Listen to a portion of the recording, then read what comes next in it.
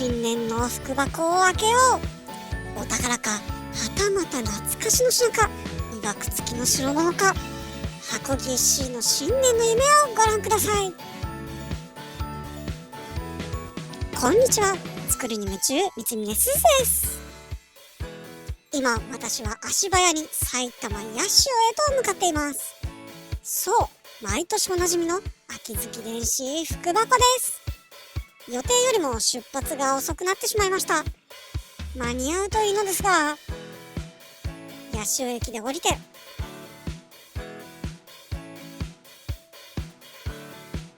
秋月電子八潮店に到着です。10時半販売開始のところ、9時45分に到着。待機列の形成されている駐車場はすでに7割くらいが埋まっていました。寒いですが開店まで待機。直前でどっと人が増えて買えない人もいた去年とは違って終始じわじわと人が集まってきました。今年も無事に購入できたので中を見ていきましょう。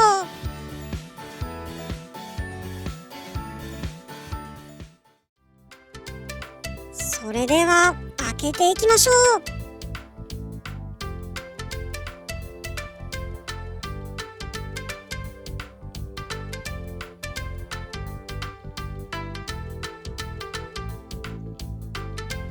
まず最初はこちらプローブが見えましたね。そして何やら白い大きなケース、しかも結構重いです。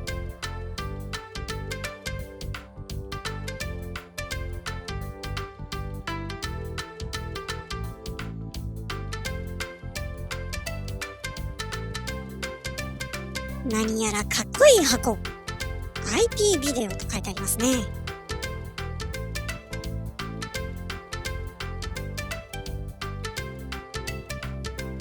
ワイヤレスデジタルオーディオモジュール、これは一目でわかりますね。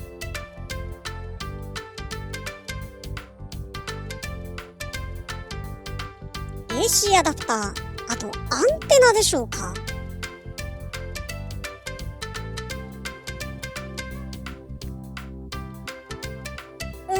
完成品のようですが、パッと見はよくわからないですね。DVD かな。スターターキットと書いてありますね。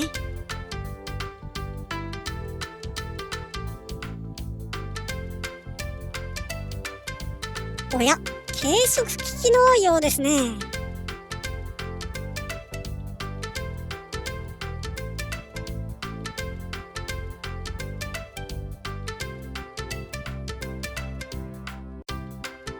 箱にゴロッとユニバーサル基板が入っていました。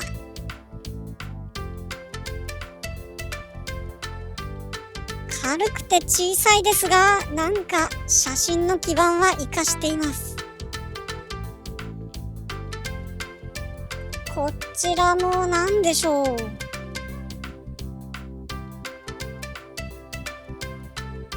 お、小さなモジュール。4D システムズ。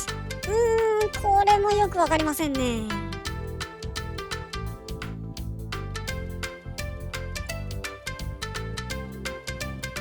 そしてこちらは RD のスターターキット。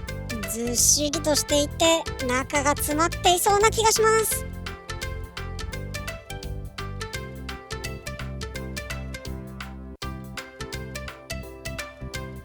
そして最後にこちらは言わずもがないつものやつ。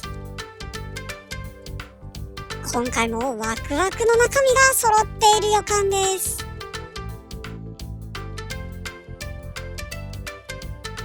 一つ一つ見ていきましょう。1個目、まずは 2.4GHz 無線 LAN アンテナ。このように立てて使うタイプです。そう、こちらは指向性、特定の方向に合わせて使うタイプですね。このように矢印が書いてあります。ただ認証などの情報がないので受信専用で使うか、技的特例などを申請できるなら使えるかもというところでしょうか。2個目、あれば嬉しいブレッドボード。大きめのタイプですね。ブレッドボードあればいずれ使えますからね。ありがたいです。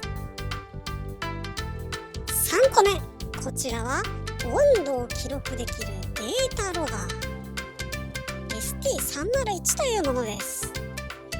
パソコンと USB で接続して利用するタイプのようです。4個目、皆さんオシロスコープですよ。がパラレル接続、さすがにオシロ本体は使いづらいですが、付属のプローブの方に価値を見出す人はいるかもしれませんね。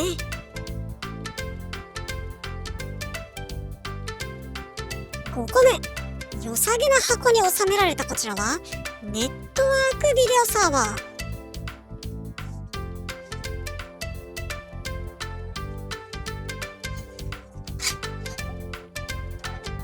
4つのカメラをネットワーク経由で見ることができます。コンポジット入力のようなのでマイコンと組み合わせたりもできるかもしれませんね。6個目、イケイケな雰囲気を醸し出す DVD ケースのようなこちら、サイプレスの PSOC スターターキットです。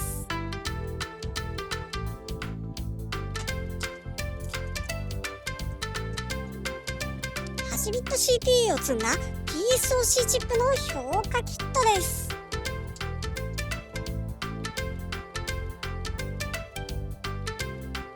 資料やソフトが入っているであろう CD も付属していますが、なんと懐かしのシングル CD サイズ、久しぶりに見ましたね。ケースを包んでいた袋には特典の紹介もあったのですが、なんと iPod Nano が当たると書いてありました。時代を感じます。7個目、ガイダーカウンターです。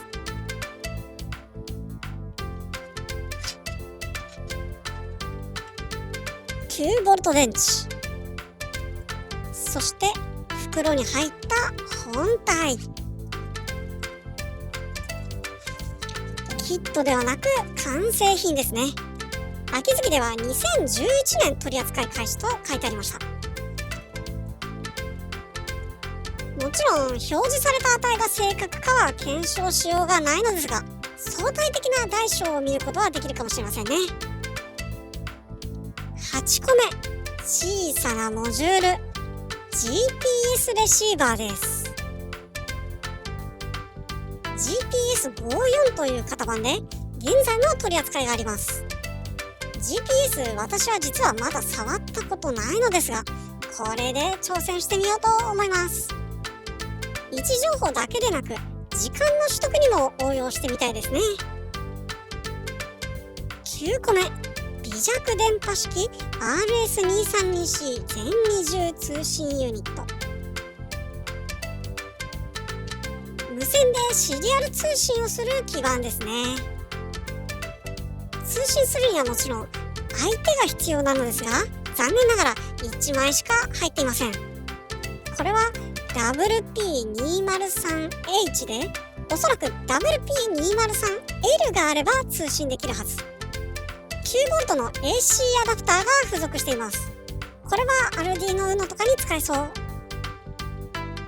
10個目、金色のパウチに包まれたこちらは無線のオーディオ送信モジュール。こちらも通信相手が必要なものです。これは I2S でオーディオ信号を受け取り無線として送信するホスト側のモジュール。 Bluetooth などの汎用規格ではなく独自仕様のようです。11個目、これは良さそうですよ。Arduino のスターターキット。ただ商品説明をよく読むとロジックアナライザーのスターターキットという方が正確なようです。ラップエデュケーターという8チャンネルのロジックアナライザーが入っています。アルディーノ Uno R3 と一緒に使える周辺部品もあるので、これ単体でも結構遊べそうですね。このように冊子とケースに入った部品などなど一式が入っていました。こちらにもブレッドボード入ってますね。ロジックアナライザー含めていろいろ遊べそうです。12個目、生身のままごそっと入っていた基板です。サイズは A 基板サイズかな。 1.6mm ではなく、もうちょっと薄手で 0.8mm くらいな気がします。両面ではなく片面仕様のユニバーサル基板です。13個目、ソーラー充電のコントローラー用のインターフェースです。これ自体では発電のコントロールや充電はできませんね。中身はケーブル、そして USB の変換ユニットです。汎用のシリアル通信変換とかだったら何かに使えそうですね。14個目、ラズベリーパイ用の液晶モジュールです。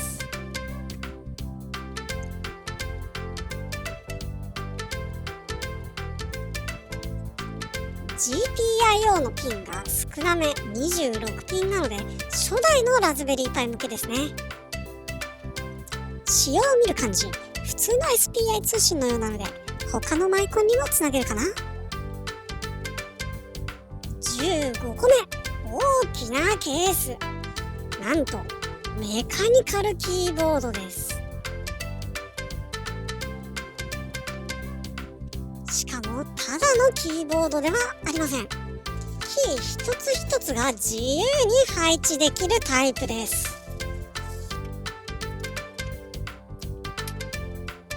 このようにマグネットでくっつくようになっていて、好きな位置に置くことができます。これはすぐに使えて楽しめそうですね。16個目、これも面白そうですよ。オープンスコープ MZ という基板です。ピックマイコンのピック30に MZ を搭載。オシルやファンクションジェネレーター、ロジアナなどに使えるそうです。ケーブルと基板本体、しかも USB 接続だけでなく Wi-Fi 接続もあります。これは使ってみるのが楽しみですね。17個目、最後に定番のお楽しみ袋。